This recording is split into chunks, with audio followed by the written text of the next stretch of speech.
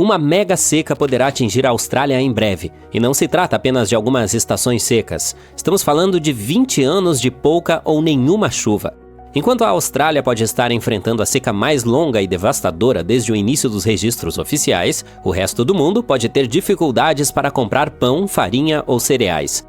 É provável que os preços da energia aumentem globalmente e países vizinhos como Nova Zelândia, Indonésia e Malásia devem estar preparados para receber os australianos diretamente afetados pela falta de água. Para realmente entender a gravidade dessa situação, devemos primeiro examinar os desastres anteriores. Em primeiro lugar, a Austrália não é alheia a secas, e esse fenômeno pode ocorrer em todo o seu território. Entre 2017 e 2019, a parte sudeste do país passou pelo que eles chamaram de seca de Tinderbox. Esse foi um evento severo e extremamente seco, em que os meses mais frios registraram apenas cerca de metade da precipitação normal. Partes da Austrália ficaram tão secas que os incêndios florestais eram uma ameaça constante. As colheitas fracassaram e a água era escassa. Acredita-se que essa seca também tenha contribuído para o desastre do incêndio Black Summer.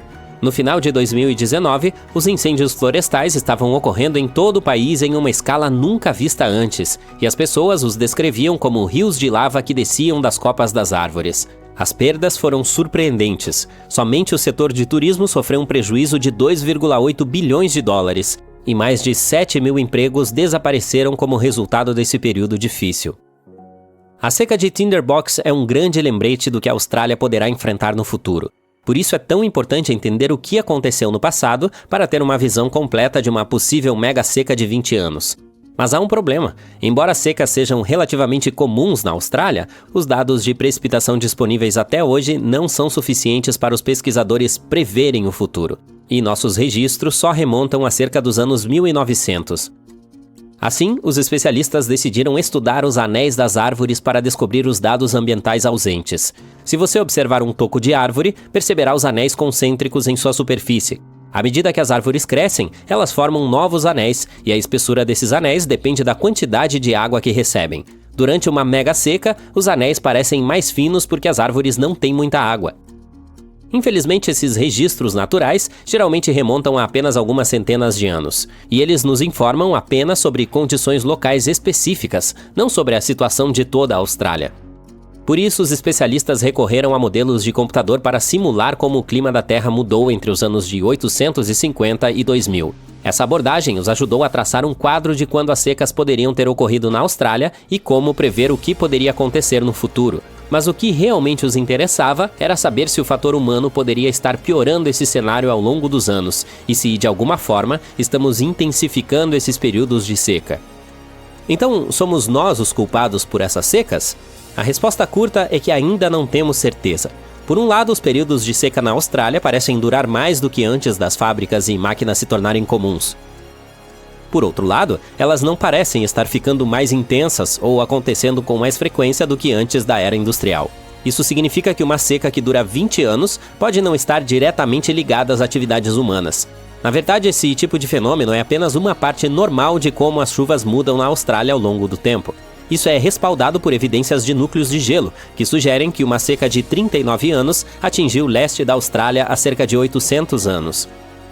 O que torna tudo isso tão fascinante é que não há apenas uma causa para esse fenômeno. Quero dizer, não há um mecanismo único que explique todos os casos de seca. Isso acontece porque a combinação certa de condições oceânicas e atmosféricas se junta e você acaba tendo uma seca. E por mero acaso pode haver períodos em que ocorram secas de 100 anos. A despeito do que muitas pessoas pensam, as secas não são geograficamente isoladas. Elas ocorreram em todos os continentes, com exceção da Antártica, nos últimos 2000 anos, e geralmente estão ligadas a eventos naturais. Por exemplo, as secas na América do Norte e no sudeste da América do Sul foram causadas pelo El Niño, quando o Oceano Pacífico, próximo ao Equador, fica mais quente do que o normal, perturbando os padrões climáticos normais. Também não são eventos raros. De fato, o sudoeste dos Estados Unidos está passando por uma mega seca desde 2000. Esse está sendo considerado o período mais seco em 1.200 anos para a região. Os principais reservatórios, como o Lake Mead e o Lake Powell, estão em níveis baixos. As ondas de calor estão atingindo cidades como Phoenix e Las Vegas com mais força do que nunca, e os incêndios florestais estão ocorrendo com mais frequência à medida que a Terra fica mais seca. Agora, vamos pensar no futuro. Embora tenhamos um exemplo muito recente e concreto dos Estados Unidos, a pesquisa não pode prever exatamente como uma mega seca de 20 anos se desenrolaria na Austrália.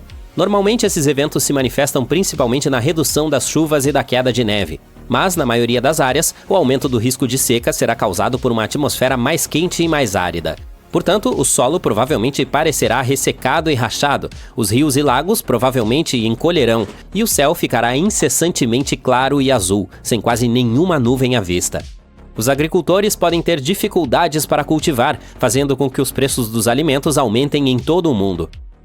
Produtos como pão, farinha e cereais podem se tornar mais escassos, já que a Austrália fornece cerca de 13% das exportações globais de trigo. As minas de carvão também podem ser afetadas, pois dependem da água para extração, lavagem e processamento. Isso pode aumentar os custos de energia para as indústrias em todo o mundo, o que pode ser repassado aos consumidores, afetando o crescimento econômico e a inflação. Como as cidades podem enfrentar escassez de água, os australianos provavelmente encontrarão novas maneiras de conservar cada gota, ou talvez se mudem para a Nova Zelândia ou o Sudeste Asiático. Agora você deve estar pensando, quando esse grande evento vai acontecer? Honestamente, é muito difícil prever com exatidão. As megasecas podem ocorrer a cada 150 mil anos, mas os especialistas acham que a Austrália deve estar pronta para um evento nos próximos 10 anos ou mais. E essa possibilidade deve ser levada a sério. Sabe-se que esse fenômeno contribuiu para o colapso de civilizações inteiras. Veja o caso dos acádios da Mesopotâmia, que construíram o primeiro império do mundo há mais de 4.000 anos. Estudos sobre a umidade nas ruínas das cidades acadianas sugerem que eles sofreram uma grande seca que durou 300 anos, o que pode ter levado ao seu colapso. Algo semelhante aconteceu com o Império Assírio, que existiu há mais de 2.700 anos no que hoje é o norte do Iraque. Durante anos, foi um verdadeiro mistério o motivo pelo qual eles deixaram sua capital, Nínive, e nunca mais voltaram. Mas estudos recentes de uma estalagmite na caverna de Cunabá revelaram que a ascensão e a queda do império coincidiram com um período úmido seguido de uma mega seca de 125 anos. Como eles dependiam muito da chuva sazonal para a agricultura, esse período de seca tornou sua vida muito mais difícil. Embora os especialistas agora acreditem que eles provavelmente foram embora por causa da seca, a questão de para onde foram ainda é um mistério. Portanto, sim, as megasecas podem ter desempenhado um papel no colapso de grandes civilizações no passado, mas vendo pelo lado positivo, percorremos um longo caminho desde então, e as tecnologias climáticas recentes podem nos ajudar a nos preparar para eventos como esse. Agora que sabemos que uma mega seca de 20 anos é muito possível e pode acontecer em breve, a Austrália tem algum tempo para se preparar para ela. É mais do que necessário desenvolver planos sólidos de gerenciamento de água para mitigar os graves impactos de uma mega seca. E também é importante criar redes de apoio comunitário para fornecer suporte emocional e financeiro às pessoas, especialmente aos agricultores, que são mais diretamente afetados por esse evento. Se iniciativas como essa surgirem nos próximos anos, esses 20 anos de seca poderão ser menos intensos do que a maioria das pessoas espera. A maior cerca do mundo se estende por mais de 5.000 quilômetros de Queensland à Austrália Meridional. Se esticada, poderia facilmente ligar Londres a Nova York. E se você caminhasse ao longo dela, precisaria de 6 meses para completar a jornada. Ela não foi construída para proteger a fronteira australiana. Por que seria, se os australianos são cercados por apenas água? Também não foi construída para proteger algum edifício importante. Seu objetivo é manter algumas espécies de animais afastadas umas das outras. Foi no final do século XVIII que os australianos começaram a construir partes dessa cerca. Eles queriam criar uma barreira que separasse a parte animada e movimentada do país, onde cidades como Melbourne e Sydney prosperam, do outback árido e seco. Eles usaram postes de madeira escavados profundamente no solo, ligados por uma tela de arame de cerca de 2 metros de altura. Algumas partes da cerca têm até uma segunda camada carregada eletricamente. Para garantir que essa cerca cumpra sua função, foram adicionadas algumas luzes vermelhas e brancas para ajudar a proteger as coisas mesmo à noite. Uma equipe de mais de 20 pessoas trabalha em tempo integral para manter tudo sob controle aqui. E todos os anos, as autoridades locais contribuem com cerca de $750 mil para manter a construção em forma. Por que toda essa preocupação? O principal motivo foram os dingos. Essas criaturas parecidas com lobos são os maiores mamíferos carnívoros da Austrália e também são predadores de topo. Eles estavam causando muitos problemas para os fazendeiros locais, especialmente no sul de Queensland, onde frequentemente perseguiam ovelhas. Na maior parte do tempo, a cerca faz bem o seu trabalho, mas não é infalível. Alguns dingos ainda conseguem se esgueirar por ela. Outras vezes, camelos selvagens acabam se chocando contra ela. Isso se deve ao fato de que a Austrália tem uma grande população de camelos circulando por lá. Mas essa solução criada pelo homem fez mais do que os habitantes locais esperavam.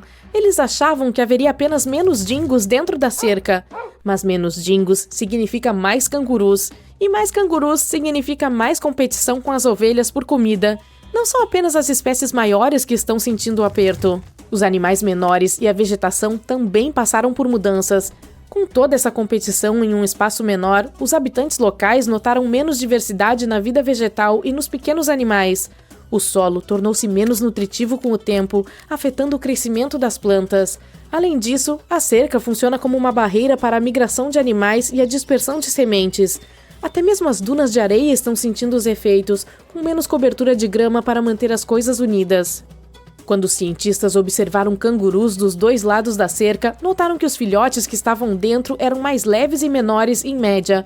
Os de fora tinham pés e cabeça maiores para sua idade. E não era porque eles estavam comendo uma dieta diferente. Os cangurus que estavam presos compartilhando a terra com os dingos tiveram que se desenvolver mais rapidamente para sobreviver. Por outro lado, os que estavam dentro da cerca foram mais lentos porque não estavam sob o mesmo tipo de pressão. Esses tinham que competir com muitas outras criaturas por comida, portanto, um tamanho maior não era mais uma prioridade. Os pesquisadores ainda não têm certeza se essa diferença é uma solução rápida ou uma adaptação genética de longo prazo. Que tal domesticar os dingos? Isso não ajudaria? Muitos acham que os dingos já foram animais de estimação na Austrália, mas não se sabe ao certo. Atualmente, eles são bastante selvagens, assim como os lobos, hienas ou coiotes. A maioria deles não precisa de matilhas para sobreviver e são caçadores solitários com instintos aguçados incorporados. Portanto, domesticá-los não é algo fácil. Ainda assim, derrubar a construção não é uma opção por enquanto. Os australianos são tão rigorosos quando se trata de garantir que os dingos sejam mantidos longe que eles até criaram leis para as pessoas que manipulam a cerca. Deixar um portão de passagem aberto pode dar prisão por até 3 meses. Danificar a cerca pode custar 6 meses de liberdade. Não foi a primeira vez que os australianos pensaram que uma cerca poderia ajudar com problemas com animais. Antes de precisarem dela para os dingos, eles sofreram uma séria invasão de coelhos. Por mais fofos que fossem, os coelhos estavam danificando a terra usada para a agricultura. Então, os habitantes locais pensaram em uma cerca de 3 partes. A primeira se estendia de perto de Ravensthorpe, no sul, até Pardo Station, na costa de Pilbara. Ela tinha mais de 1.770 quilômetros de extensão, o que a tornava a maior cerca ininterrupta do mundo na época. Esse problemão com coelhos pode ser atribuído a um homem chamado Thomas Austin. Em 1859, quando chegou à Austrália, ele achou que seria uma boa ideia soltar alguns coelhos na natureza, pensando que isso daria um pouco mais de charme ao lugar. Mas como os coelhos não são nativos da Austrália, eles não tinham predadores naturais na época. Eles também são criaturas bastante adaptáveis, precisando apenas de um pouco de grama para se alimentar. Além disso, se reproduzem em velocidades surpreendentes. Uma mamãe coelha pode ter 4 ninhadas por ano, com até 5 coelhos cada. Em pouco tempo, seu número aumentou. No final da década de 1880, os coelhinhos haviam causado tantos danos que as autoridades locais fizeram uma proposta. Ofereceram o equivalente a quase 2 milhões de dólares hoje em dia para quem conseguisse encontrar uma solução para esse problema de orelhas compridas. Ninguém reivindicou o prêmio, mas uma comissão se reuniu um pouco mais de uma década depois e teve a ideia da cerca. A manutenção dessas cercas era complicada, havia inspetores oculares, sendo que cada um era responsável por um trecho de cerca de 800 quilômetros de extensão. Havia também cavaleiros de fronteira patrulhando seções menores, usando bicicletas no início, depois mudando para camelos ou usando camelos para transportar carroças. Eles até tentaram usar carros em um determinado momento, mas eles não conseguiam lidar com o terreno acidentado e os pneus furavam constantemente. Em termos de eficácia, bem, em 1902, os coelhos já estavam passeando do lado errado da cerca. Por isso, 4 anos depois, foi colocada outra cerca. Isso funcionou por um tempo, tanto que as autoridades locais não se preocuparam em ajudar os fazendeiros após a segunda cerca com empréstimos de redes para coelhos. No entanto, as pessoas que ficavam entre as duas cercas ainda tinham dificuldades para lidar com o problema dos coelhos. Em pouco tempo, os coelhos se espalharam até mesmo sobre a cerca número 2 e ficou claro que a solução não funcionava. Em algumas áreas, mesmo enquanto as cercas estavam sendo construídas, coelhos sorrateiros conseguiam passar por elas. Até hoje, a coelhada ainda causa dificuldades às autoridades australianas às vezes. A cerca dos dingos pode ser a mais longa, mas não é a mais estranha. A cerca de aquário na Turquia pode levar esse prêmio. Essa cerca em forma de aquário tem 50 metros de extensão. Foi construída para garantir que a vista para o mar de uma vila cara fosse visível de todos os seus andares. Hoje em dia, ela reúne muitos turistas de todo o mundo, ansiosos para ver a variedade de peixes que ela contém e até mesmo os polvos. Montar a estrutura transparente não foi difícil. O verdadeiro desafio foi conectar a cerca de aquário ao mar Egeu por meio de uma tubulação enterrada que se estende por 3.960 metros de terra. Isso garante o fluxo constante de água, mantendo o aquário limpo e os peixes felizes. Para garantir que ninguém danifique a delicada cerca ou roube 1 ou 2 peixes, o proprietário também investiu em segurança. Ele instalou uma rede de 17 câmeras equipadas com reconhecimento facial. Os visitantes podem olhar e tirar fotos, mas se chegarem muito perto, é provável que os alarmes sejam acionados. Outra dessas cercas estranhas é a cerca de Suchas, na Nova Zelândia. Se você estiver na região central de Otago, poderá se deparar com uma cerca adornada com sutiãs de todos os tipos de tamanhos, formas e padrões. Sua história remonta ao ano de 1990, quando moradores da região encontraram 4 sutiãs misteriosamente pendurados na cerca ao longo da Cardrona Valley Road. Algumas ficaram um pouco surpresas, mas outras começaram a acrescentar sutiãs à decoração. Logo, mais sutiãs apareceram e o local se tornou uma parada obrigatória para os turistas. Sua popularidade é tão grande que às vezes causa problemas de trânsito na área. Quer chegar o mais perto possível da Lua sem sair da Terra? Fácil! Pegue um avião para o Equador e escale o Monte Chimborazo. Eu sei, pode parecer estranho, mas me ouça. O Everest é a montanha mais alta quando se mede a partir do nível do mar, mas o pico do Chimborazo é, na verdade, o ponto da Terra mais próximo da Lua. Aqui está a física por trás disso. O Monte Everest tem mais de 8.800 metros de altura e o Chimborazo tem apenas cerca de 6.100 metros. Mas o segredo está na distância que eles estão do núcleo da Terra. A Terra não é uma esfera perfeita. Ela é rechonchuda no meio e ligeiramente esmagada na parte superior e inferior. A parte gordinha no meio é chamada de Equador. A montanha de que estamos falando, Chimborazo, está localizada a alguns graus da linha do Equador. Portanto, como a esfera mole é mais rechonchuda na parte central, o pico do Chimborazo se destaca mais no espaço. Isso significa que se você subir até o pico dessa montanha, estará um pouco mais perto da Lua do que se subir até o Monte Everest. No Mar do Norte, ao largo da costa da Inglaterra, há uma minúscula plataforma flutuando, aproximadamente do tamanho de 2 quadras de tênis. Você pode pensar que se trata de uma plataforma de petróleo, mas esse é o Sealand, o menor país do mundo. A plataforma da Rogge Tower foi construída durante a primeira metade do século XX como um forte para proteger os navios ingleses. Nos anos 60, um homem chamado Paddy Roy Bates decidiu reivindicar esse antigo forte como seu próprio país, batizando-o de Principado de Sealand. Paddy deu ao seu país tudo o que ele merecia: uma bandeira nacional, uma moeda, uma constituição, selos e um sistema de içamento. A propósito, é assim que você entra no país, içado até a parte superior da plataforma. Atualmente, essa micronação é chefiada pelo monarca Michael Bates, que é membro da autoproclamada realeza do país. Eu sei, mas por que esperar na fila do trono britânico? A nação tem seu próprio fã-clube, que torce pelo Clube Nacional de Futebol do país. Seu time compete em torneios internacionais, onde geralmente joga com outras nações pequenas. Embora a Sealand tenha apenas um residente oficial até o momento, jogadores de outro país se juntam para ajudar o time de futebol. Um dos torcedores do país também colocou uma bandeira de Sealand no topo do Monte Everest. Ter sua cozinha em um país e sua sala de estar em outro. Essa é a realidade diária de alguns moradores de Barlow. Nessa cidade, a fronteira entre a Bélgica e a Holanda não passa apenas pelas ruas, ela corta os prédios. Para navegar nessa configuração, foi criada uma regra segundo a qual a nacionalidade de uma casa é determinada pela localização da porta da frente. Mas essa solução criou seus próprios problemas. Há uma casa em que a porta da frente fica exatamente na fronteira, dando a ela 2 endereços, um na Bélgica e outro na Holanda.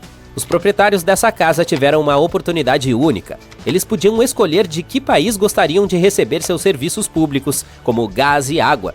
E você adivinhou, eles escolheram o país onde essas coisas eram mais baratas, nesse caso, a Bélgica. No Senegal, na África, há um lago que parece saído diretamente de um filme de ficção científica. A cerca de 29 quilômetros ao norte da capital, Dakar, encontra-se o Lago Hetba, também conhecido como Lac Rose. Esse lago é famoso por sua água rosa brilhante. Sim, ele realmente é rosa, e você pode até nadar se estiver disposto a isso. Mas esteja preparado, a água é super salgada, um dos lagos mais salgados do mundo, com níveis de sal acima de 40%. A cor rosa vem de uma espécie de alga minúscula. Essas algas produzem pigmentos vermelhos que refletem a luz do sol, dando ao lago sua tonalidade única. Se quiser ver o lago em sua cor rosa mais brilhante, visite-o durante a estação seca, de novembro a junho. A água da chuva em outras épocas do ano pode tirar parte da cor. A propósito, há outros lagos cor-de-rosa em todo o mundo, como o Lago Hiller, no oeste da Austrália, e o Lago Natron, na Tanzânia. Há uma colina que parece estar pegando fogo o tempo todo. Localizadas na região ártica do Canadá, as colinas fumegantes são uma visão verdadeiramente única na Terra. Alguns dos minerais encontrados aqui são tão raros que só foram vistos em Marte. Por pelo menos algumas centenas de anos, o solo aqui tem fumegado continuamente. A princípio, os exploradores pensaram que isso se devia a um vulcão ativo, mas acontece que a fumaça vem de outra coisa. O solo das Smoking Hills contém enxofre e carvão, e quando esses materiais se misturam com o oxigênio, eles pegam fogo espontaneamente e continuam queimando. Mas não tenha nenhuma ideia aventureira sobre a visita. O ambiente aqui é extremamente severo, há fumaça tóxica e as temperaturas podem ser perigosamente altas. Portanto, eu tentaria Orlando. A Nova Zelândia é famosa por suas paisagens deslumbrantes, mas também tem um tesouro escondido no subsolo. Nas profundezas de algumas cavernas na ilha norte do país, você pode encontrar uma maravilha natural hipnotizante. Para vê-la, é preciso descer mais de 46 metros em uma série de cavernas escuras e sinuosas. À medida que se aprofunda, você entrará na escuridão total até chegar ao teto da caverna, que está repleto de criaturas minúsculas e brilhantes. Esses são os glowworms nativos da Nova Zelândia, que são as larvas de um tipo especial de mosquito-fungo encontrado apenas nesse país. Eles emitem uma luz azul brilhante para atrair a presa. Se tiver a chance de fazer um passeio por essas cavernas, a sensação é de estar flutuando em uma galáxia, com milhares dessas estrelas vivas brilhando acima e seu brilho refletindo na água abaixo do seu barco. É uma visão incrível, como entrar em um mundo mágico e brilhante. O México é o lar de uma das cavernas mais incríveis do mundo, chamada de Caverna dos Cristais. Se você acha que já viu cristais grandes antes, espere até ver estes. Por volta de 1910, mineiros da cidade de Naica, Chihuahua, descobriram uma caverna cheia de cristais de selenita transparentes. Mas foi somente 90 anos mais tarde que eles encontraram uma caverna ainda mais incrível, repleta de cristais enormes, alguns com até 12 metros de comprimento e pesando até 55 toneladas. Os cientistas acreditam que há 26 milhões de anos, água quente e rica em minerais encheu essa caverna, permitindo o crescimento desses enormes cristais. Acredita-se que os cristais de Naica sejam os maiores do mundo, fazendo com que as pessoas que estão próximas a eles pareçam minúsculas. Entretanto, explorar a caverna não é fácil. Em seu interior, as temperaturas chegam a 57 graus Celsius. Mesmo com proteção, as pessoas só podem ficar lá dentro por 20 a 30 minutos. É um lugar extraordinário, mas não exatamente confortável para os seres humanos.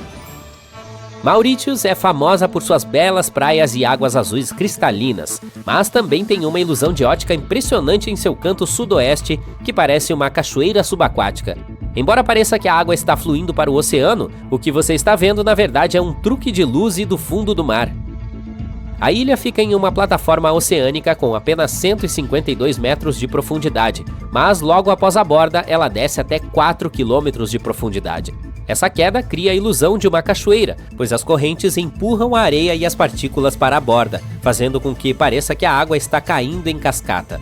Portanto, embora não seja uma cachoeira subaquática de verdade, é definitivamente uma visão legal de se ver de um barco.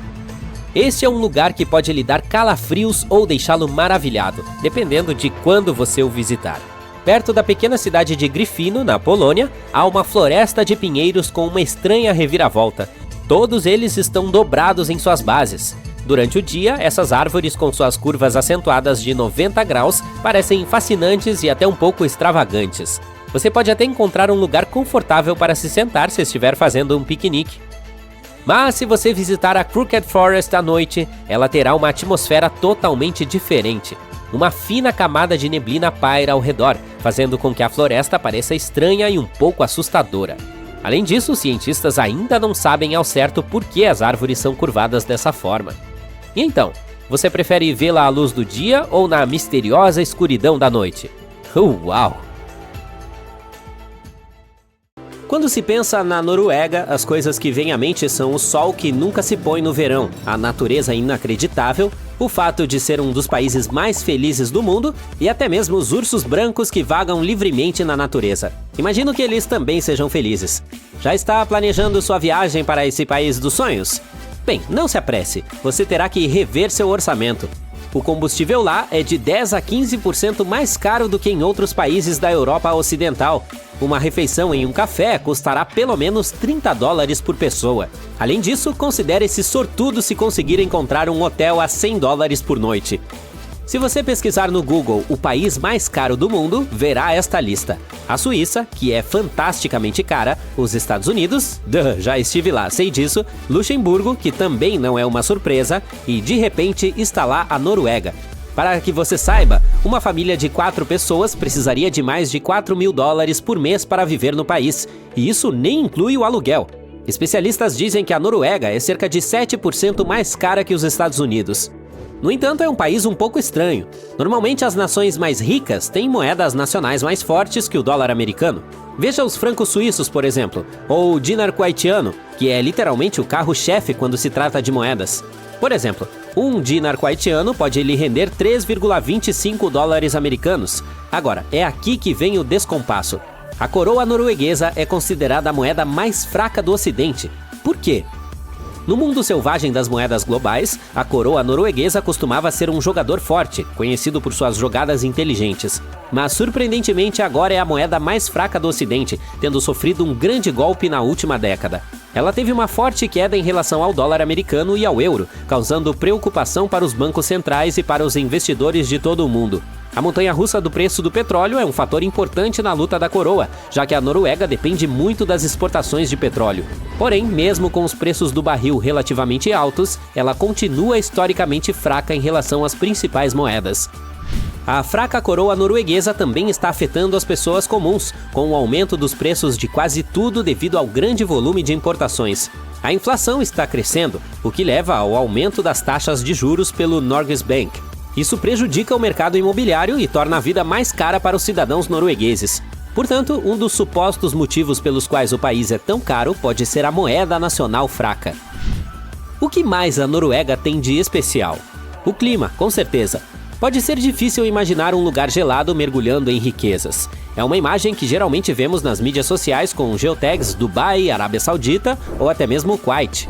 E faz sentido pensar agora que todas as riquezas estão em algum lugar ao sul, já que esses locais têm economias fortes baseadas no petróleo e moedas super fortes. Mas na realidade as melhores economias do sul são uma tendência atual. Você já se perguntou por que os países frios parecem estar ganhando dinheiro, enquanto os quentes estão apenas se recuperando? Acontece que aqueles que vivem em climas frios tiveram que se esforçar apenas para sobreviver ao inverno.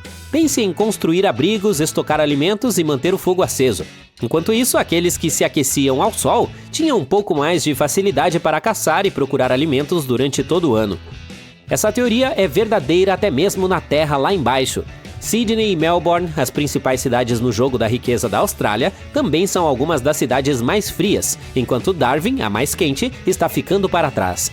Alguns podem argumentar que essa teoria não se sustenta quando olhamos para as civilizações antigas ou para os hotspots modernos como a tropical Singapura. Mas os tempos mudam, assim como a geração de riqueza. Antigamente tudo girava em torno da agricultura, mas agora está mais relacionado à indústria e à inovação. Portanto, a Noruega pode parecer ter sido obrigada a ficar rica histórica e geograficamente. No entanto, não é bem assim. Ali costumava haver muitas dificuldades. Antigamente, o país enfrentava tempos difíceis, com invernos rigorosos e geografia complicada. Houve até fomes que levaram as famílias a buscar uma vida melhor nos Estados Unidos. Então, como a Noruega passou da pobreza à riqueza? Sim, o petróleo e o gás tiveram um papel importante. O país é pequeno, mas tem cerca de 0,31% de todas as reservas de petróleo do mundo. Porém, a história não se resume apenas ao ouro negro. Por exemplo, a maior reserva de petróleo não está em algum país árabe, mas na Venezuela, que conta com até 20% do ouro líquido do mundo. Ainda assim, a economia venezuelana está longe de ser estável. Assim, nem tudo se resume ao petróleo. Embora superada em tamanho de floresta por outras nações europeias, a Noruega era uma potência incomparável em madeira durante a era da navegação. Graças ao caminho estratégico do fiord, a madeira de suas florestas do interior podia chegar rapidamente às fábricas do lado do fiord e aos mercados globais. À medida que as ferrovias liberavam um potencial florestal maior em outros países após o século XIX, a Noruega era a rainha da madeira da Europa, reforçada por uma frota mercante de classe mundial no século XX. A riqueza em madeira, aliada às primeiras normas sociais de cooperação, estimulou o crescimento em vários setores, desde a agricultura até a pesca e os bancos. Apesar de ter sido rotulada como pobre no século XIX, o PIB per capita do país superou o das nações do leste e do sul da Europa. A ascendência da nação continua além da descoberta de suas reservas de petróleo. A Noruega é única, com uma população pequena, mas um território extenso. Apesar de sua vastidão, os países nórdicos são dispersos e considerados entre os países mais espaçosos do mundo. A maior parte do território do norte se estende além do Círculo Polar Ártico, oferecendo paisagens severas com solo fino cobrindo o leito rochoso. O terreno difícil da Noruega, repleto de montanhas e com uma estação de crescimento curta, limita a terra arável a apenas 2,2%, semelhante ao Iêmen. Essa terra dispersa em pequenos vales torna impraticável a agricultura extensiva, muito diferente da agricultura eficiente dos Estados Unidos. Com uma enorme porção de terra e litoral, mas com uma população pequena, a Noruega faz muito dinheiro com seus recursos. Além disso, a natureza tem sido muito gentil, com ricos locais de pesca, energia hidrelétrica dos rios e energia das águas frias. E só então vem aquela pequena coisa chamada petróleo. No final dos anos 50, houve uma grande descoberta que mudou tudo para a economia do país. Hoje em dia, as atividades petrolíferas têm sido um grande divisor de águas por lá, alimentando seu crescimento econômico e financiando seu estado de bem-estar social. Mas a Noruega não se limitou a ficar de braços cruzados e observar o fluxo de dinheiro. Ali se tomam medidas inteligentes, como a criação de um fundo soberano para administrar sua riqueza petrolífera a longo prazo. O fundo recebe muito dinheiro, atualmente em 1 bilhão e 700 milhões de coroas norueguesas, ou mais de 160 milhões de dólares americanos.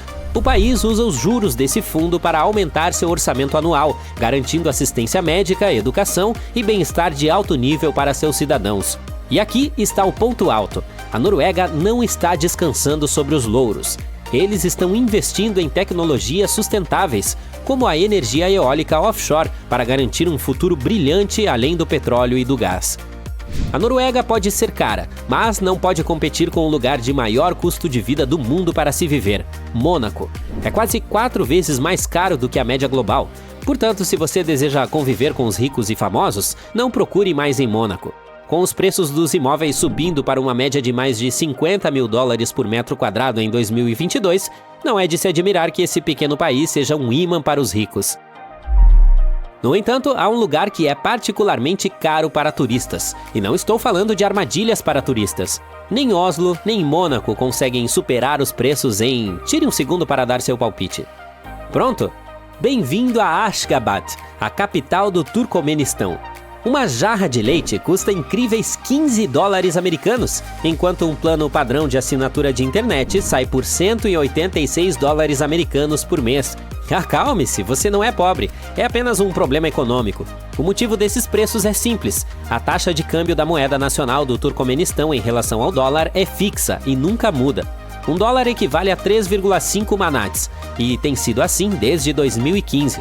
Os preços locais na moeda local aumentam devido à inflação, o que faz com que não sejam proporcionais aos preços em dólares. A taxa de câmbio nunca muda. Assim, para quem mora lá, esses preços não parecem ser extraordinários, mas para quem vai com dólares, a viagem sairá cara. Conheça Hulho Malé, também conhecida como a Cidade da Esperança. Esse apelido faz todo sentido, pois essa ilha artificial faz parte do grande plano das Maldivas para evitar que seja completamente submersa em um futuro próximo. Hulho Malé foi criada com a colocação de areia do fundo do mar em uma plataforma de coral submersa. E deu certo! Essa cidade fica cerca de 1,80 m acima do nível do mar, o que significa que é 2 vezes mais alta que a capital das Maldivas, Malé. Embora cada vez mais pessoas estejam se mudando para lá para viver, a ilha também foi projetada para servir como um local de evacuação temporária durante tempestades e tufões perigosos. Seychelles é outra joia do Oceano Índico que está correndo o risco de desaparecer. Infelizmente, as inundações costeiras estão se tornando um problema comum lá, especialmente durante as marés de primavera e chuvas fortes. O problema é que sua ilha principal, Mahé, abriga cerca de 90% da população do país. Ao longo da costa, ela está apenas cerca de 1,80 m acima do nível do mar. Fiji é o terceiro paraíso tropical de nossa lista e também uma das principais opções para os viajantes. Mas essa nação está em uma situação difícil, pois está localizada bem no meio do Oceano Pacífico, onde grandes tempestades podem realmente transformar as coisas em um caos.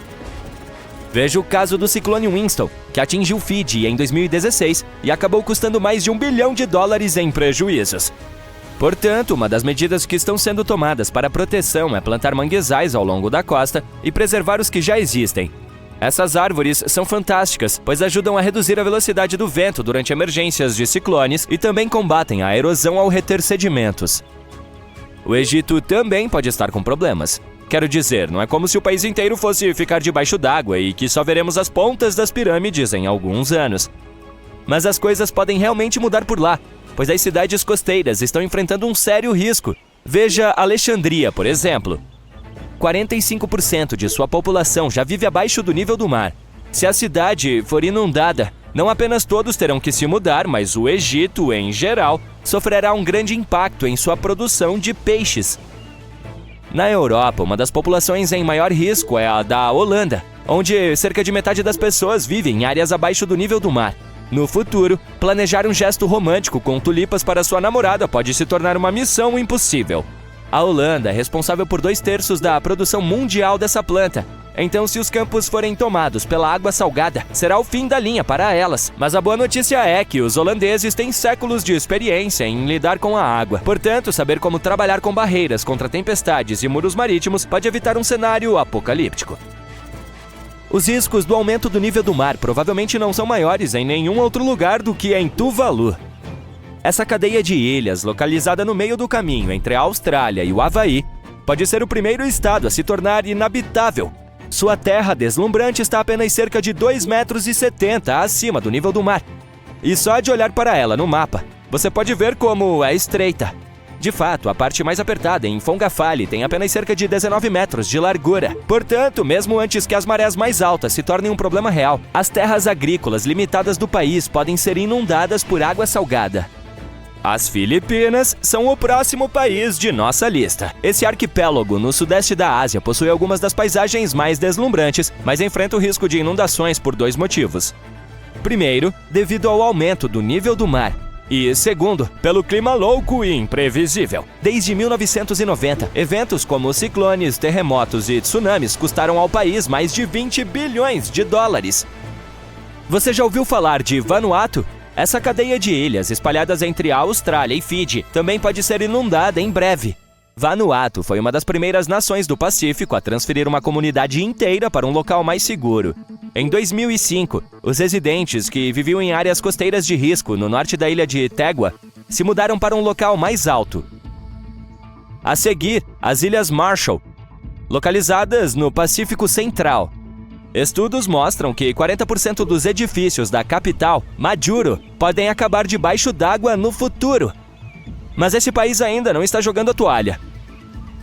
Eles têm um plano e estão fortalecendo a infraestrutura de seu aeroporto de baixa altitude, realocando edifícios importantes para terrenos mais altos e construindo muros marítimos em ilhas rurais. Seguindo para o sul, temos Nauru. Esse é, na verdade, um dos menores países do mundo com apenas 21 km². Atualmente é o lar de 10 mil pessoas, mas está prestes a se tornar inabitável. Os níveis de água estão subindo 3 vezes mais rápido do que a média global. A Lagoa Buada desperta uma preocupação especial, pois é o único recurso de água doce da superfície e está localizada apenas 5 metros acima do nível do mar. Nossa próxima parada no Oceano Pacífico é a República de Palau. O aumento do nível do mar também não é brincadeira por ali, mas proteger suas plantações, especialmente a de taro, é uma prioridade no momento. Na metade do caminho entre o Havaí e a Nova Zelândia fica Samoa, e esse país está lidando com uma situação única. Não apenas o volume de água está aumentando, mas a terra também está afundando. Alguns fortes terremotos e tsunamis atingiram Samoa em 2009.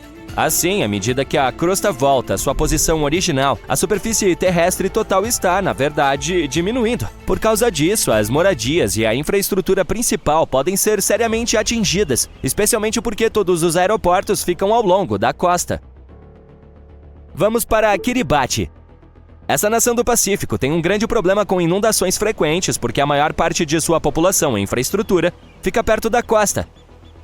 Com exceção da ilha vulcânica de Banaba, nenhuma das terras de Kiribati está a mais de 2 metros acima do oceano. Para enfrentar essa situação e manter a população segura, eles tiveram a grande ideia de construir uma enorme plataforma flutuante, como a das empresas petrolíferas. O problema é que isso custaria uma fortuna, pois o projeto está estimado em cerca de 2 bilhões de dólares. Se visitar o Vietnã está na sua lista de desejos, é melhor se apressar. As 10 melhores coisas para fazer por lá envolvem, em sua maioria, cruzeiros para lugares de cair o queixo, como a Baía de Halong, também conhecida como a Baía dos Dragões Descendentes. Mas, por volta da década de 2050, a terra ao redor pode estar debaixo d'água. Outro grande problema que o Vietnã está enfrentando é que os principais campos de arroz estão ficando salgados. E se você gosta da culinária vietnamita, sabe como esse cereal é importante para eles, que no momento estão especialmente preocupados com a vulnerabilidade da região do delta do Mekong. Afinal de contas, essa é uma área altamente fértil, responsável pela maior parte da produção agrícola do país, sendo que mais de 50% dela é, sim, de arroz. Essa nação está realmente se esforçando para se ajustar a essa nova realidade. Os agricultores estão lavando os campos de arroz no delta do Mekong com água doce para se livrar da salinidade. Nossa próxima parada é no Mar do Caribe. Granada é um país insular, mas talvez você conheça o local como a Ilha das Especiarias, pois seu clima tropical é perfeito para o cultivo de produtos como noz moscada, canela, cravo e gengibre. Infelizmente, Granada e seu incrível solo fértil também enfrentam um futuro incerto de submersão. Vamos falar sobre o último país de nossa lista, as Ilhas Salomão. 5 ilhas desse arquipélago já desapareceram sob as ondas, e outras 6 estão submersas em 20%. Entre elas está a de Nusa e Vili, que já foi um ponto de encontro para piqueniques no início dos anos 2000. Embora a situação seja complicada, é importante observar que mais de 300 das ilhas são habitadas. Uma coisa sobre as Ilhas Salomão é que parece que elas estão sempre em algum tipo de modo de recuperação, já que o país é frequentemente atingido por ciclones tropicais e inundações repentinas. A população já está trabalhando duro para salvar suas casas da elevação do mar, construindo muros de pedra ao longo da costa, plantando mangues e construindo casas em áreas mais altas. Na Mongólia viviam dinossauros e atualmente há tantos cavalos quanto pessoas e 10 vezes mais ovelhas. É o país mais vazio do mundo. A capital foi transferida 28 vezes e tem até suas próprias Olimpíadas. Bem, a Mongólia está localizada bem aqui, no platô da Ásia Central, ao norte da China. É o 19º país do mundo em área territorial, mas tem apenas pouco mais de 3 milhões de habitantes. É como a população de Los Angeles, mas com um país inteiro só para ela. Se não contarmos a Groenlândia, a Mongólia é o país com a menor densidade populacional. São apenas 2 pessoas por 1,3 km². Os Estados Unidos têm 37. Bem, isso se contarmos apenas as pessoas. A Mongólia tem muito gado, cerca de 67 milhões, 20 vezes mais do que o número de pessoas. Metade desse rebanho é de ovelhas. No entanto, de todos os animais, o de maior prestígio é o cavalo. Há um ditado tradicional que diz: Um mongol sem um cavalo é como um pássaro sem asas. E isso explica muita coisa. Uma pessoa com muitos cavalos é considerada rica, mas não imagine enormes fazendas com grandes estábulos cheios desses animais. Na Mongólia, ter estábulos é mais uma exceção. Lá, os cavalos ficam soltos ao ar livre o ano todo. Não custa quase nada sustentar um cavalo lá, porque eles andam por lá e até encontram comida por conta própria. A natureza do país lhes fornece o suficiente. O inverno é difícil porque tudo está coberto de neve, mas os animais conseguem distinguir a grama da neve. Eles ficam frágeis na primavera devido à falta de alimento, mas se recuperam logo após o fim do inverno. Uma família pode ter um cavalo sagrado em seu rebanho. Ele usa um lenço azul em volta do pescoço e quase nunca é montado. As pessoas de lá realmente amam seus cavalos, e esse relacionamento carinhoso vem de séculos. Há muitas músicas, histórias, mitos e obras de arte com eles. No idioma mongol, há cerca de 500 palavras para descrever as características desses animais e mais de 200 para falar apenas sobre a cor e o padrão da pelagem. Eles também têm um significado espiritual. Acredita-se que possuem espíritos que podem ajudar o proprietário e também que são um meio de transporte para o céu, por isso eram frequentemente sacrificados após a morte do proprietário. Além dos animais domésticos, a Mongólia é o lar de algumas espécies ameaçadas de extinção, sem contar que antigamente os dinossauros vagavam nesse território. O primeiro ovo de dinossauro descoberto foi encontrado ali mesmo. Hoje, esses animais estão extintos, é claro, mas há leopardos das neves no país e também são raros. Se você for até lá, deve ter cuidado. Os leopardos das neves são tão silenciosos que não dá para ouvi-los se aproximando. Eles não fazem nenhum som ao caminhar. Mas vamos voltar à geografia. O clima na Mongólia pode ser rigoroso e imprevisível. Em um único dia, a temperatura pode mudar rapidamente. O país não tem acesso a grandes massas de água, por isso é muito seco e não chove muito.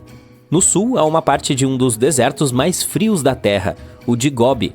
Apenas 5% dele é coberto de areia, o restante é de rocha nua. Há rios, pequenos lagos e pastagens, mas também ouro, carvão e cobre. Portanto, não é um deserto muito típico, mas ainda assim é um. As nuvens de chuva não chegam até lá por causa da cordilheira do Himalaia, que mantém a área na sombra. O deserto está se expandindo a cada ano, devido à mudança climática, é claro, mas também pelo desmatamento e as mudanças no uso da terra. O país inteiro é bastante seco, com pouca precipitação, por isso os habitantes não têm medo do deserto. Sim, ele é povoado, há pessoas vivendo ali. São nômades que estão ocupados com a criação de gado. Essas pessoas não têm um lar fixo, elas viajam com seus animais de um lugar para outro seguindo as estações. Quando se estabelecem em algum lugar antes da próxima viagem, montam uma barraca chamada yurt. Essas tendas são usadas como moradia na Mongólia há milhares de anos, e é incrível que algumas pessoas ainda vivam nelas. A base de uma yurt é feita de mastros, que são cobertos com camadas de feltro e tecido impermeável. Em geral, os mongóis são muito acolhedores, mas os nômades estão em outro nível. Como não recebem visitas com frequência, estão sempre prontos para cumprimentar alguém e oferecer o tradicional leite de cavalo.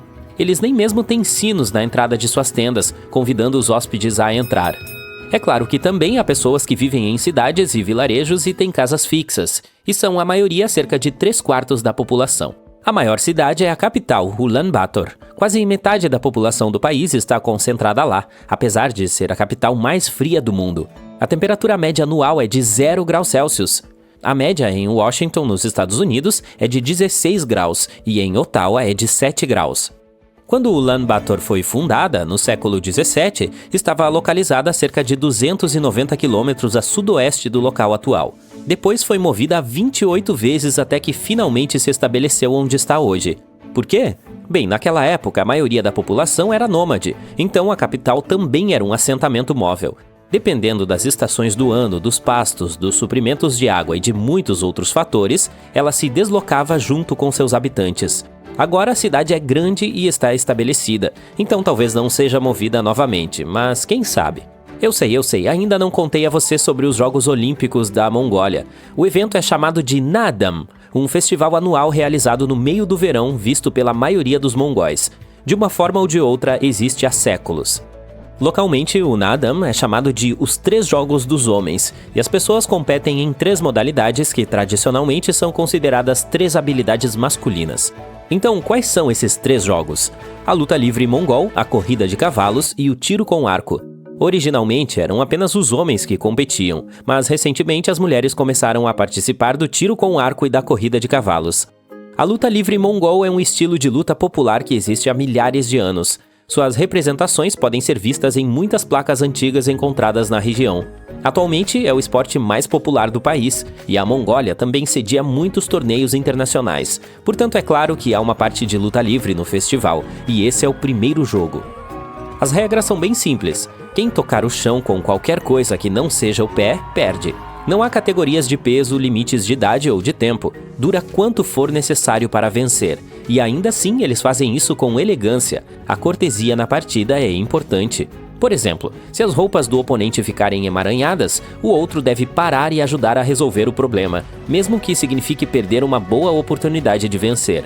No final, quando um participante for derrotado, o vencedor lhe dará uma mão e o ajudará a se levantar. O jogo começa com 512 ou 1024 participantes que lutam em duplas.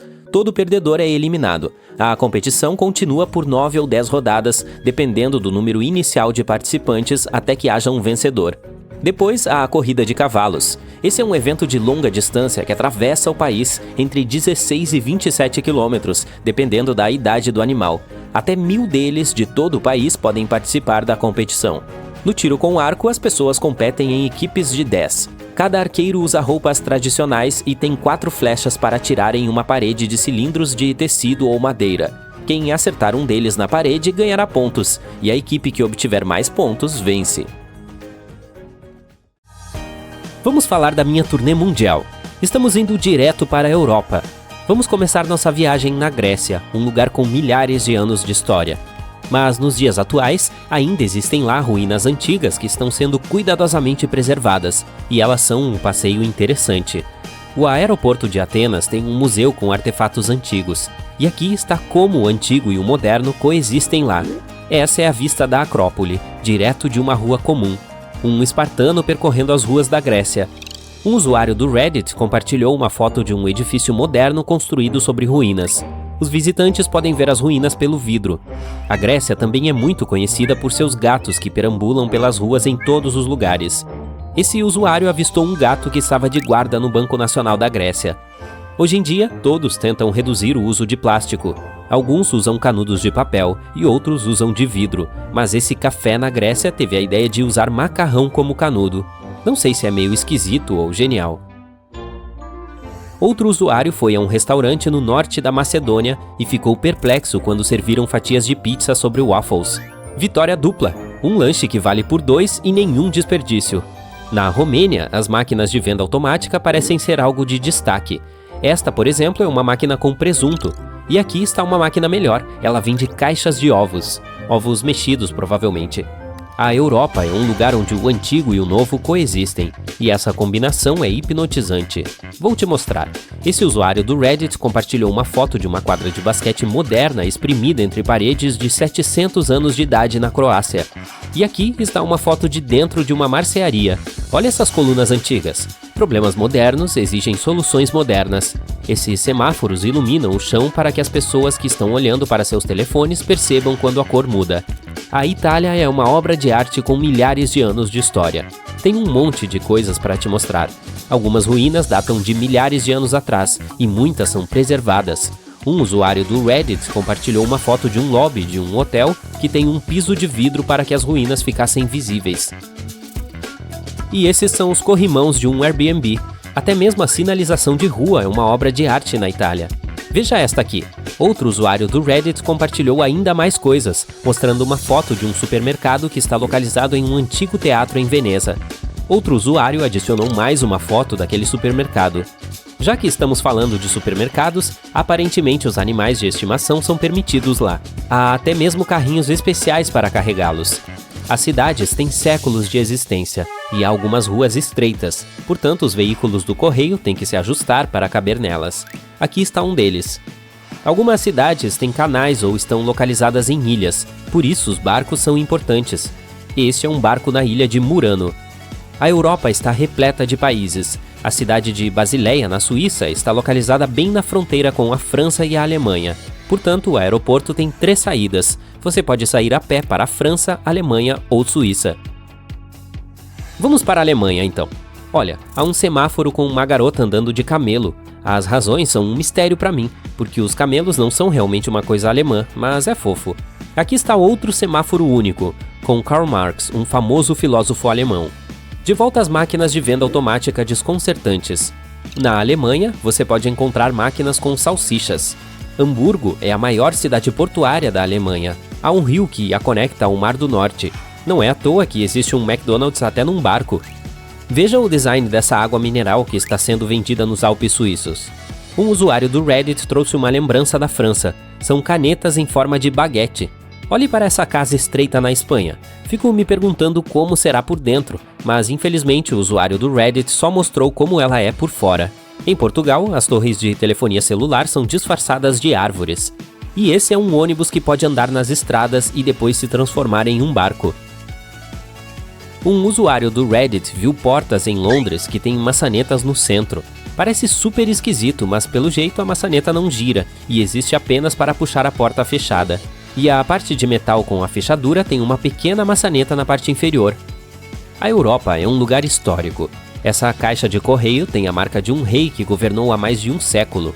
Antigamente, as cabines telefônicas vermelhas eram muito procuradas. Agora, cada pessoa tem 1 ou 2 telefones celulares. Nem tanto assim.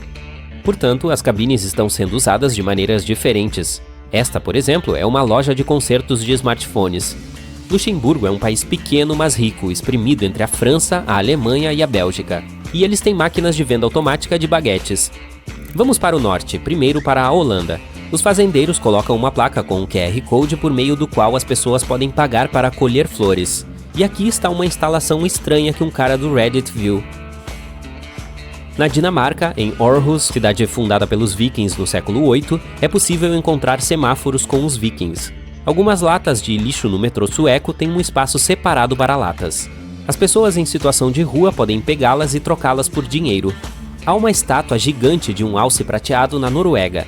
E essas são placas de banheiro retratando renas.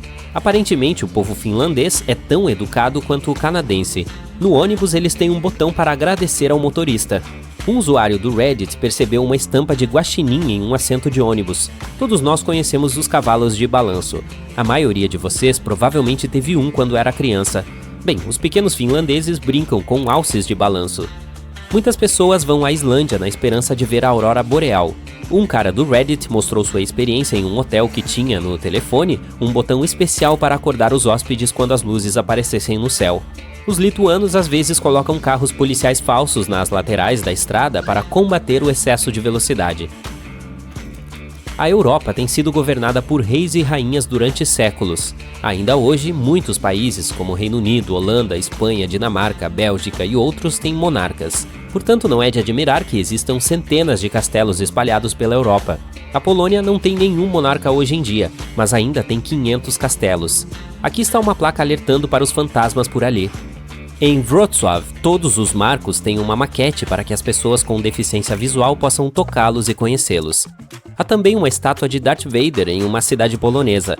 Na realidade, trata-se de uma estátua de um magnata polonês que supervisionou a construção de um porto. Mas de vez em quando os habitantes locais vestem a estátua com um traje de Lord Vader. Essa placa na Polônia proíbe especificamente que bicicletas, tratores e cavalos andem em uma rodovia. Em alguns lugares, há uma linha na calçada para ajudar as pessoas que estão caminhando e olhando fixamente para seus telefones. E agora viajaremos pelo Atlântico, rumo à África. Essa é a Duna 7, na Namíbia, a 7ª maior duna do mundo. É tão alta quanto o Empire State. Um usuário da internet compartilhou essa foto. Alguém na Tanzânia inventou uma penthouse no topo do prédio. Eu fiz algumas pesquisas e descobri que é um hotel. Ainda não explica esse telhado, mas deu para acreditar. Super. Talvez seja marketing. Os motoristas em Moçambique devem ter cuidado e estar atentos aos elefantes. E isso é uma placa da África do Sul. Cuidado com os pinguins. E outra placa informa sobre latas de lixo à prova de babuínos. Portanto, os babuínos são os macaquinhos da África do Sul. Árvores ao longo das estradas não são surpresa nenhuma, mas essa é uma palmeira do Marrocos. Ela cresce atravessando várias varandas. Um usuário do Reddit compartilhou uma foto de um cavalo em Israel voltando para casa em uma área urbana. Encontrar cavalos na cidade é algo relativamente comum no país. Um hotel na Turquia serviu um favo de mel inteiro no café da manhã desse cara do Reddit. 300 mil pessoas e mais de 80 mil cavalos. Sim, isso é na Islândia. A raça que eles têm lá é muito específica, resistente, longeva e, por causa disso, internacionalmente popular. Esses cavalos podem ser encontrados na América do Norte e na Europa também, mas tem certas características que os islandeses não querem que a raça deles tenha. Por isso, quiseram evitar misturar seus cavalos com outras raças. Então criaram uma lei, cerca de 1000 anos atrás, que proibia a importação de cavalos. Pois é, mesmo se você ganhar um deles de presente, não poderá voltar para lá com ele. Não é permitido mascar chiclete em Singapura. Os vândalos pregavam seus chicletes nos sensores das portas ou davam outro jeito de bagunçar os transportes públicos. Então, o país gastava cerca de $150 mil todos os anos para limpar essas melecas. A solução mais fácil foi criar uma lei banindo o consumo dessa guloseima. Então, não é permitido vender, comprar, nem soprar bolas de chiclete por lá. Não é uma boa ideia importá-los também. Está indo para a Grécia? Que legal! Tenha uma boa viagem e escolha os calçados certos. Desde 2009 não é permitido usar salto alto na Acrópole de Atenas. Não é que os gregos tenham alguma coisa contra a moda. Eles simplesmente queriam proteger seus sítios arqueológicos dos danos que esses objetos pontudos podem causar. Além do mais, um calçado assim não é muito prático para esse tipo de terreno. Na cidade italiana de Milão, é proibido fazer cara feia em público. Pelo menos era alguns séculos atrás. Atravessando difíceis momentos, Milão precisava dar um jeito de sobressair. Então criou uma lei exigindo que as pessoas sorrissem e ficassem de bom humor em locais públicos. A Alemanha tem rodovias onde é permitido dirigir a mais de 160 km por hora, mas caso você se empolgue com a velocidade e fique sem gasolina enquanto estiver na rodovia, terá que pagar uma bolada por isso. Está a 2 ou 3 quilômetros de distância do posto de gasolina e quer chegar lá a pé? Melhor não, senão ganhará outra multa. Os alemães consideram sua responsabilidade manter o tanque cheio. Não é seguro andar a pé à margem da rodovia, tampouco deixar o carro no acostamento. Uma camiseta do ursinho Pooh? Isso me faz lembrar da minha infância. Bem, é melhor recordar isso em casa. Como o Pooh não usa calça, a Polônia resolveu banir esse personagem. Então você não pode ir a escolas ou parques com roupas que tenham a estampa dele, não importa que idade tenha. Se algum dia você acordar decidido a fazer trilha na Suíça pelado, pode esquecer. Por algum motivo desconhecido, anos atrás, alguns viajantes faziam trilhas por lá da maneira como vieram ao mundo. Mas as autoridades suíças pedem encarecidamente que você não tire suas roupas quando estiver fora de casa. Saudações da Nova Zelândia. Se quiser passar a tarde de domingo voando com um galo dentro de um balão de ar quente, terá que encontrar outro país para satisfazer sua vontade, pois lá isso é proibido. Sinto muito. Ali pertinho, na Austrália, em 1966, havia uma lei que proibia as pessoas de soltarem pipa em locais públicos caso isso incomodasse os demais. Felizmente, 1966 ficou lá atrás, então ninguém vai se lembrar da tal lei se você resolver soltar pipa no parque. Ainda bem. Enquanto estiver nesse país, saiba que é proibido amarrar um bode em seu veículo. Outra coisa, nada de se vestir como Batman ou Robin. Você não quer ter que provar para a polícia que não é um vigilante de verdade, quer? Em algumas cidades, os taxistas eram obrigados a carregar um fardo de palha no porta-malas o tempo todo, pelo menos até 1980. Essa lei veio de épocas antigas, quando os cavalos ainda eram usados como meio de transporte. E não dá para abastecer um cavalo com combustível, né? Agora vamos para os Estados Unidos. Se estiver em Washington, nem pense em sair por aí à procura do pé grande. Eles sancionaram uma lei em 1969, onde ele foi proclamado uma espécie em extinção. Então, não disseram nada sobre o abominável Homem das Neves. Em Vermont, ainda nos States, havia uma regra proibindo o uso de varais, já que algumas pessoas votaram contra o mal-estar causado por ver roupas íntimas dos outros penduradas por aí. Mas aí criaram uma nova lei, não se pode proibir as pessoas de pendurarem varais. Uma regra contra outra, isso deve funcionar. Shhh, está ouvindo isso? Alguém está conversando atrás dessa porta. O que será que está dizendo? Pode parar por aí. Pelo menos se estiver em Oklahoma. A lei é clara. Você não pode andar por aí sem ser visto, ouvir sem querer as conversas alheias e contar para alguém ou publicá-las depois. Então, se tiver alguma coisa para falar, faça isso com as pessoas de Oklahoma. Seu segredo estará seguro lá. Se algum dia estiver caminhando no estado de Nevada, bocejar e resolver se deitar na calçada para tirar um cochilo, pense 2 vezes. Isso é ilegal por lá. Não tente disfarçar se sentando, pois não vai rolar. Os tiras são exigentes. Mas se seu destino for Baltimore, em Maryland, lembre-se de não levar seu leão para o cinema. Eu sei, seu gatinho queria muito ver um filme, mas regras são regras. Outro ponto. Enquanto estiver lá, há mais algumas coisas que você não deve fazer. Falar palavrões em público, comer enquanto nada no oceano e usar camisa sem manga em locais públicos. É proibido jogar tijolos em uma rodovia em Iowa, a menos que você tenha uma permissão por escrito da prefeitura da cidade. Bem, se pensarmos bem, é justo. Se não quiser ver aqueles outdoors brilhantes espalhados por toda a cidade, vá para o estado do Havaí. Eles foram banidos de lá em 1920. Bem, isso não é motivo suficiente para viajar para tão longe, mas é bom saber. Outros estados, como Vermont e Maine, seguiram o mesmo exemplo e têm orgulho disso. Uma cidade da Geórgia leva o ato de comer frango frito muito a sério, sem garfo.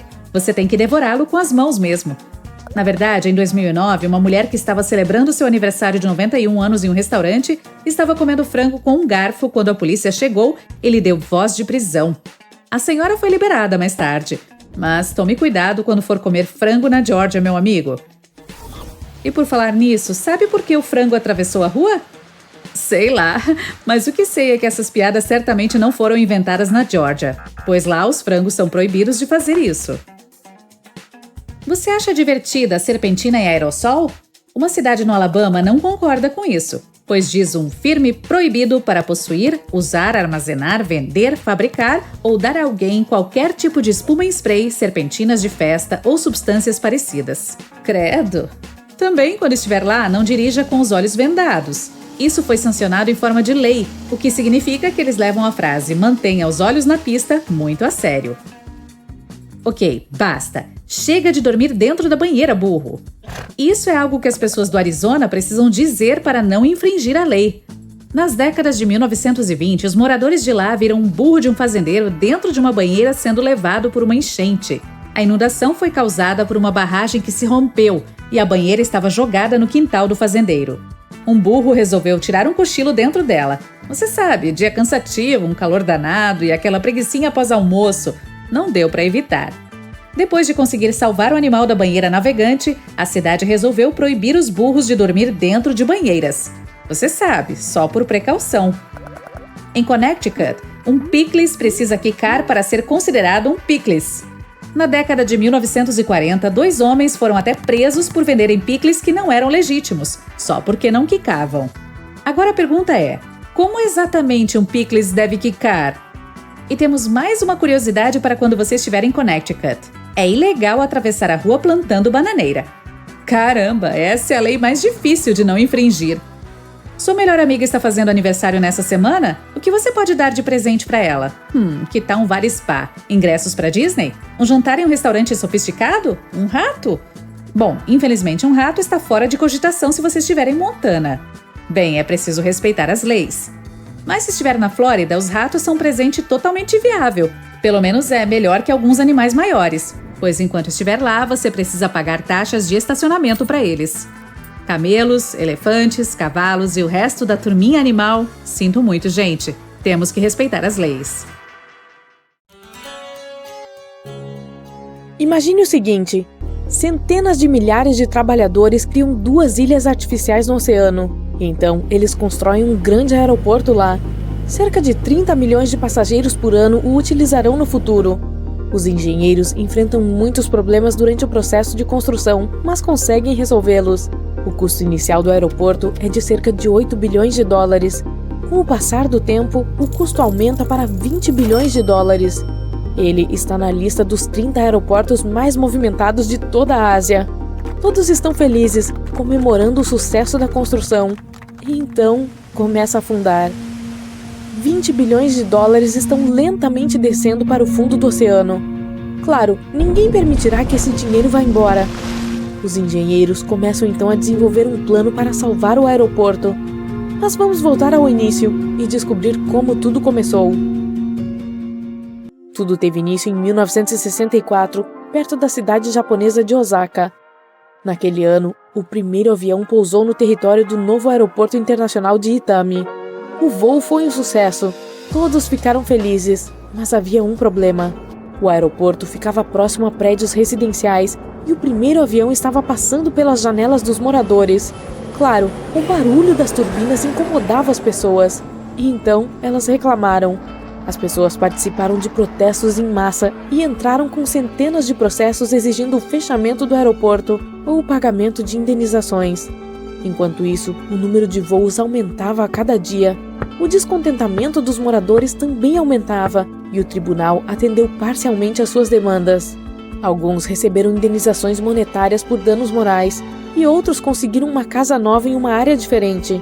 Claro, tudo isso custou muito dinheiro às autoridades. Os anos se passaram e, à medida que mais e mais companhias aéreas usavam o Itami, a carga no aeroporto aumentava. Milhões de pessoas chegavam ou partiam de lá todos os anos. Um aeroporto já não era suficiente para uma cidade em rápido desenvolvimento. O Ministério dos Transportes do Japão decidiu construir um aeroporto novo e maior. Eles queriam comprar um terreno perto da cidade para usar todas as comunicações e infraestrutura de transporte. Construir um aeroporto em tal lugar seria um investimento muito lucrativo. O novo aeroporto deveria se tornar uma extensão do antigo, interagindo intimamente com a cidade. E foi aí que eles começaram a enfrentar problemas. O terreno onde iam começar a construção era muito caro. Eles também ainda se lembravam de todos os protestos e indenizações que tiveram de pagar, e tinham certeza de que as pessoas ficariam com raiva novamente. Muitos moradores teriam que ser realocados para novas casas. Provavelmente seria necessário realocar um distrito inteiro. Os litígios causados pelos ruídos do aeroporto podem durar muitos anos e custar muito dinheiro, então não seria lucrativo. Além disso, teria um efeito negativo no meio ambiente. Após algumas discussões, foi decidido construir um novo aeroporto a alguns quilômetros da cidade. Dessa forma, os aviões não teriam que sobrevoar áreas residenciais. A localização era perfeita, mas havia um pequeno problema. O aeroporto teria que ser construído sobre a água. Os engenheiros estavam confiantes de que cumpririam essa tarefa.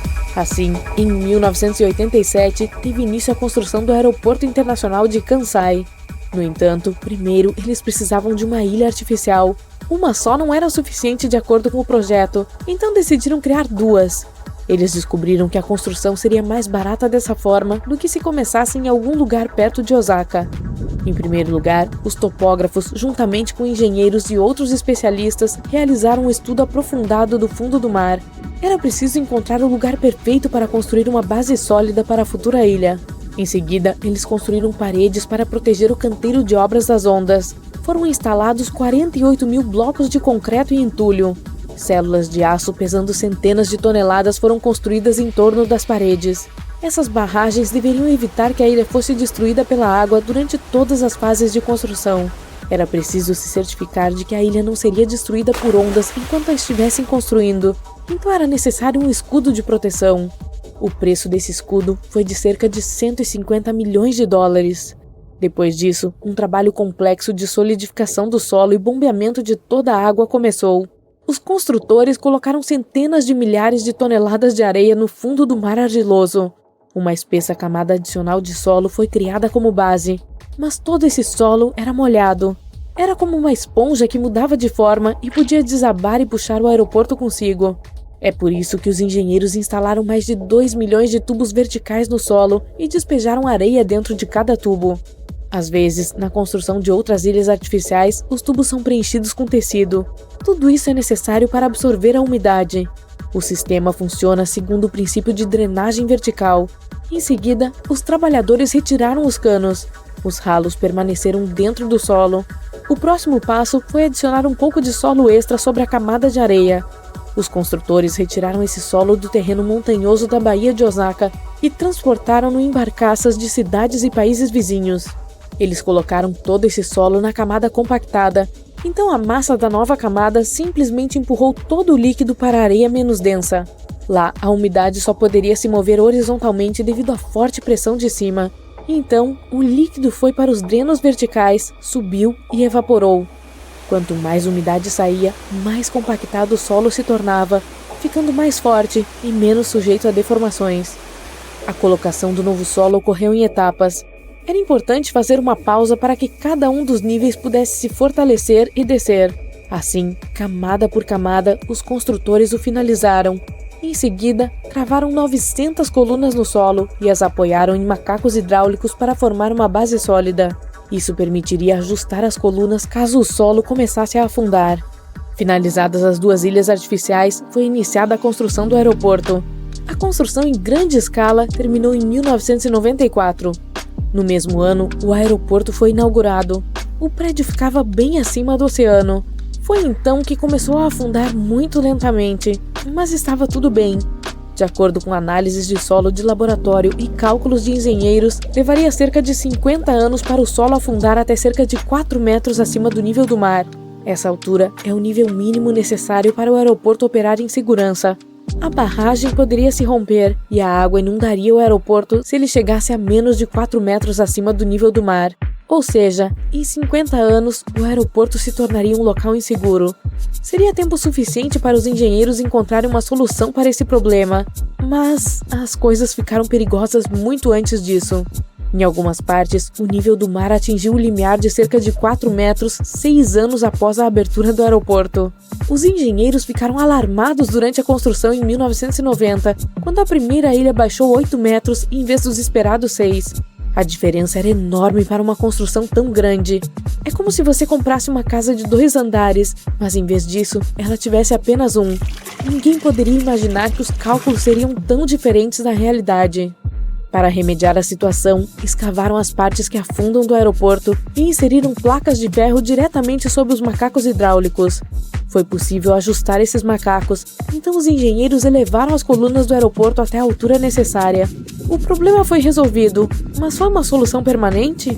Cada uma das 900 colunas está equipada com um dispositivo de medição que mostra qualquer alteração na fundação.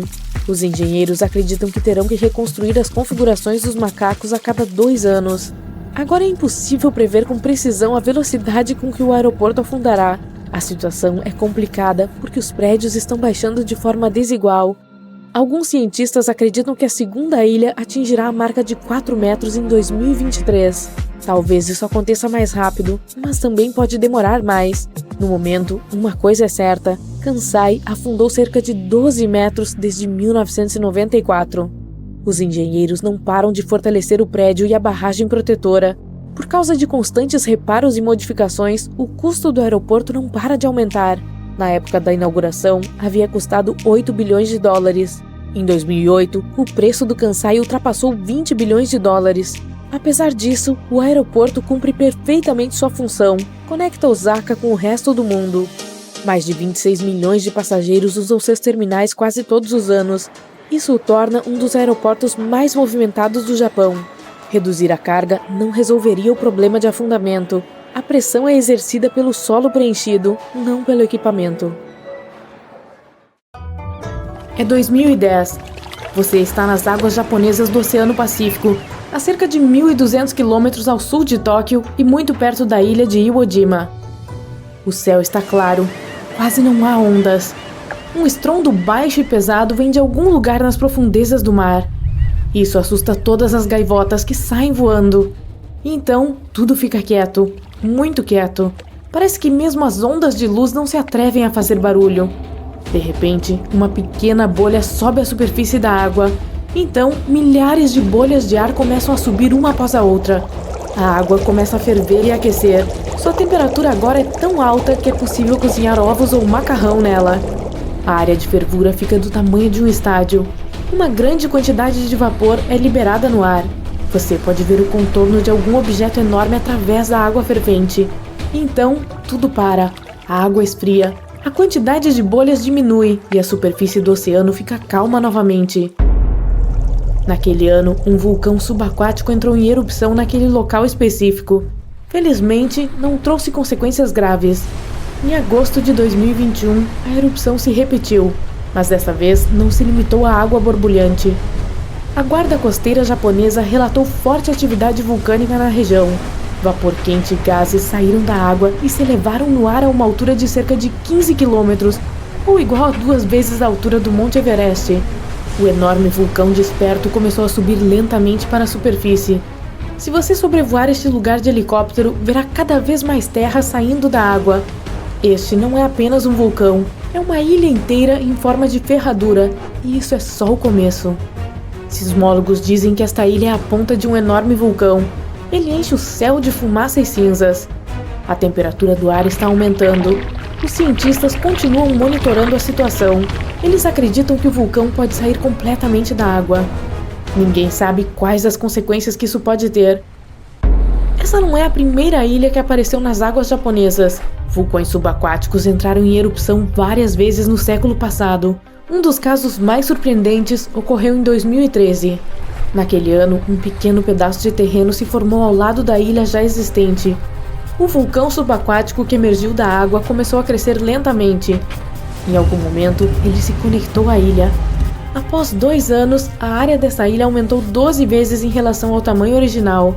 A fumaça está sempre saindo deste lugar e sua superfície está cheia de fluxos de lava em brasa. O vulcão está instável e não vai se acalmar. Esses fenômenos ocorrem não apenas na costa do Japão. Na década de 1960, um vulcão despertou na costa do sul da Islândia. Por 3 anos inteiros, ele emergiu, formando uma ilha em 1967. Eles a chamaram de Surtsey. Ao contrário das ilhas japonesas, aqui as erupções vulcânicas cessaram. Agora, a ilha é um dos lugares mais inacessíveis do planeta. Apenas alguns cientistas no mundo têm permissão para andar pelo local. Eles querem aprender como a vida vegetal e animal da ilha se forma sem intervenção humana. Esse é um evento único, e aqui está a razão. Os vulcões subaquáticos diferem em seu comportamento dos vulcões terrestres. Eles não explodem, liberando fluxos de lava para cima. Uma grande quantidade de água acima deles cria alta pressão. Assim que o magma sai, a água o faz descer imediatamente para o fundo do mar. As erupções subaquáticas normalmente não causam alterações na superfície do oceano. Assim, milhões de litros de lava afundam, esfriam e se solidificam ao redor do vulcão. Essa lava forma uma espessa camada de rocha da terra. Para fazer uma ilha aparecer na superfície, um vulcão subaquático precisa de muito magma. A erupção seguinte cria outra camada espessa. Milhões de anos se passam e fluxos de lava passivos formam montanhas. Erupções constantes aumentam a altura do fundo do mar. Camada por camada, a lava resfriada sobe cada vez mais. E então um dia ele aparece na superfície na forma de uma ilha. Frequentemente, os vulcões subaquáticos não alcançam a superfície e adormecem para sempre. Esses vulcões são chamados de montes submarinos. A atividade tectônica também afeta a formação de ilhas. O vulcão possui uma fonte de magma que vem do manto do planeta. A placa tectônica está se movendo. A ocorrência de um vulcão está associada à placa, portanto, a placa pode afastar o vulcão da fonte de magma. Quando um vulcão sobe, ele pode simplesmente se mover para o lado e não mais entrar em erupção.